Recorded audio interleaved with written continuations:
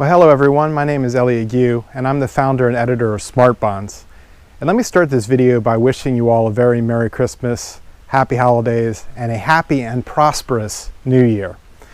It's so nice down here in Florida. I thought I'd record this quick video outside today here on my back deck while my grill gets heated up. Now I've been writing about bonds, credit, and preferred stock exchange traded funds, or ETFs, for several years now. Both here on Substack in this publication, Smart Bonds, as well as occasionally on sites like Seeking Alpha and on various other websites. I've also given a handful of presentations at investment conferences where I've spoken to investors, individual investors and some professional investors, about specific bond, fixed income ETFs I recommend in this service, or about bond preferred markets more generally. And what I've noticed over the years is that there are a handful of myths, common mistakes, and misconceptions out there about these markets I cover, the markets I cover here in Smart Bonds, that I'm frequently asked about. And the worst part of it is that I'm convinced these common myths and misconceptions are costing investors a ton of money. These common misconceptions are causing some investors to avoid ETFs that are generating significant monthly distributions, income, and strong total returns as well, with low volatility over the last few years. So in this short video today, I wanted to address 3 of the most common and most dangerous myths and misconceptions, the most expensive myths and misconceptions out there that I hear about bond, credit, and preferred stock ETFs specifically. Now, first up is perhaps the most dangerous and frequent pushback I hear from investors. And that's myth number 1, don't trust this chart. Now, this one comes up all the time. You'd be shocked. Often in response to one specific ETF I cover in this service, which is the iShares 20+ year Treasury Bond Buy Right ETF. And that trades under the symbol TLTW. Now, this ETF has been a solid performer for us in the Smart Bonds model portfolios, and it's up close to 12% year to date here in 2025. When I was talking about this ETF to a group of investors recently, I could see one gentleman in the audience looking at a chart of the ETF on his phone. And there's nothing wrong with that.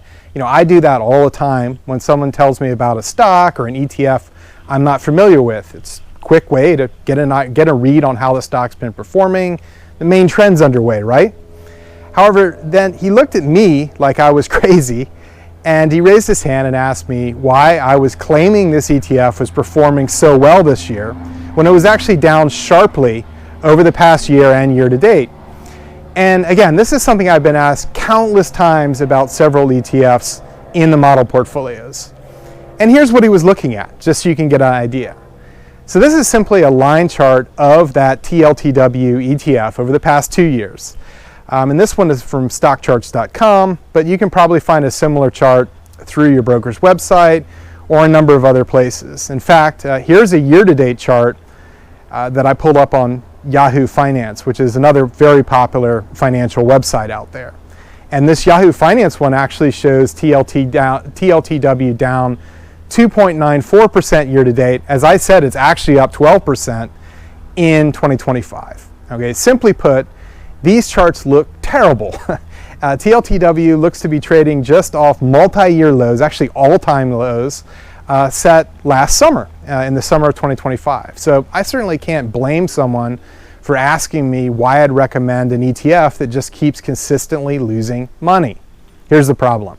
These charts are not adjusted to reflect the value of distributions that TLTW pays out each month. And those monthly distributions, which usually hit your account somewhere around the 2nd to the 4th of each month, are significant. For example, over the past 6 months alone, TLTW has paid out almost $1.50 in dividends per unit, per share. Units are the ETF equivalent of shares. TLTW pays out particularly large monthly distributions because it's an ETF that owns long-term treasury bonds and sells covered call options on those bonds to accumulate additional premium income. So all or virtually all of your return from this ETF is likely to come from those monthly distributions, not capital gains. And those represent both those two sources of income I mentioned, the payments, the coupon payments from long-term treasuries, as well as the premium income received from selling covered calls on those long-term treasuries. Now here's what a one-year chart of TLTW looks like adjusted for those distributions. So that's a lot better, right? And while TLTW is an extreme case, since most of the bond ETFs we recommend in the service pay monthly distributions, if you look at a chart of an ETF that does not adjust for those distributions, it's going to give you a warped, inaccurate picture of the total returns you receive as an investor in the ETF. Or sometimes I hear people say things like, wasn't that fund trading around $24 a year ago and now it's under 23? How can you say it's showing a 12% profit? Again, the historic price we might remember buying that ETF for, and the historic price we may have even paid for it, it isn't adjusted for those distributions. So you must really be careful when you're buying these ETFs to account for both the capital gains as well as the distributions you receive in this case, and in many cases, most of the ETFs we recommend pay monthly. Now remember, bonds are often called fixed income investments, right? In most cases, a large portion of the returns you receive will be that income and those monthly distributions, not capital gains. Okay, so that brings me to myth number 2. Bonds haven't offered good returns for years. Okay, the big problem I see here is is in the financial media, really, and the pundits on TV, the talking heads on TV. Most financial news outlets out there, and most investors really, are stock-centric, equity-centric. And when they do discuss bonds, it's usually in the context of the yield on a 10-year or 30-year treasury bond, right? So when those yields go down, the bonds are going up in price and vice versa. And when it comes to bond ETFs, which is like those I recommend in smart bonds, right?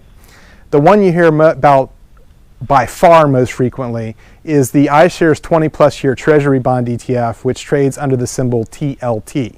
Now this is the most liquid and high volume bond ETF out there. If you trade options on these ETFs, that's the one that has the most liquid options as well. However, that's a bit like looking at a single stock and then deciding that's a proxy for the entire global stock market.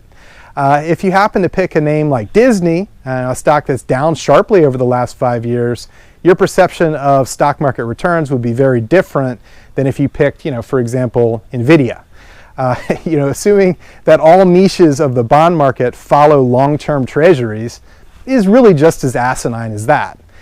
Take a look at this chart. This chart shows the performance, total returns from capital gains and distributions for various ETFs I recommend in the Smart Bonds model portfolio on a year-to-date basis. Now the top bar, that's year-to-date 2025 through December 19th.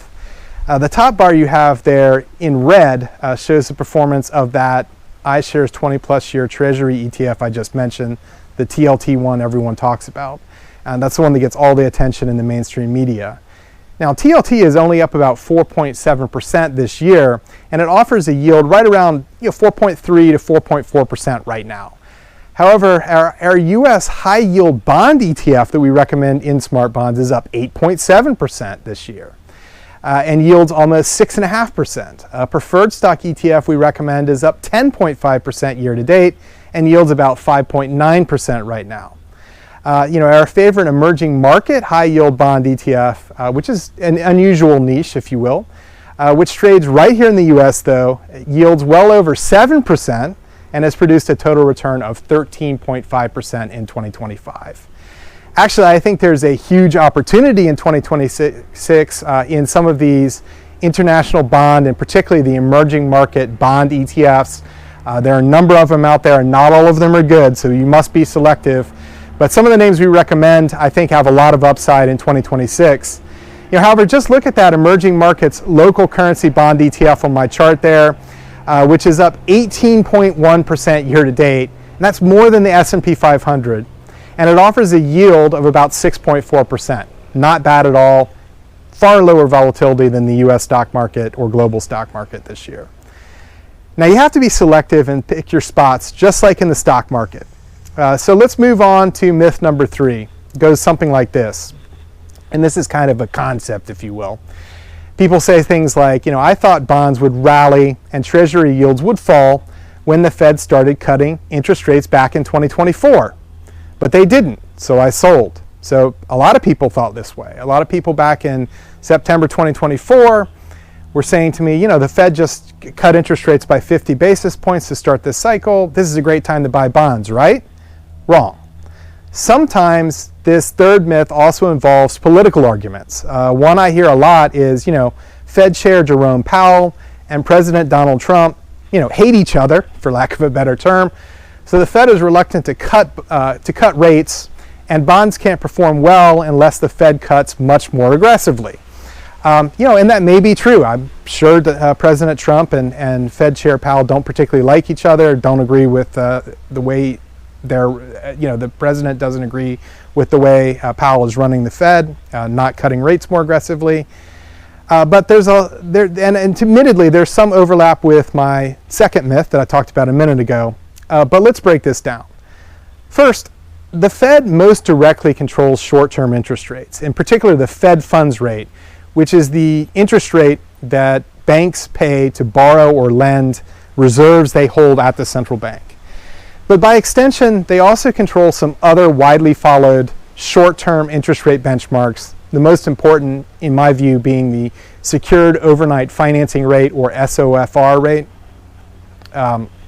In contrast, though, the yield on, say, a 10-year Treasury or a 30-year Treasury will largely be based on the market forces, and particularly, market expectations for U.S. economic growth, inflation, and interest rates over the next several years, not just what the Fed is going to do in January or next April.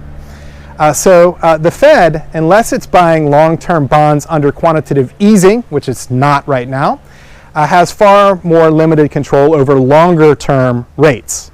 It's not actually, not at all unusual for the Fed to cut rates and for long-term Treasury yields to rise or trade sideways over time, over many years. This actually happened a lot in the mid and late 1990s under the Greenspan Fed. And it just means that the market does not believe the U.S. economy is headed for recession.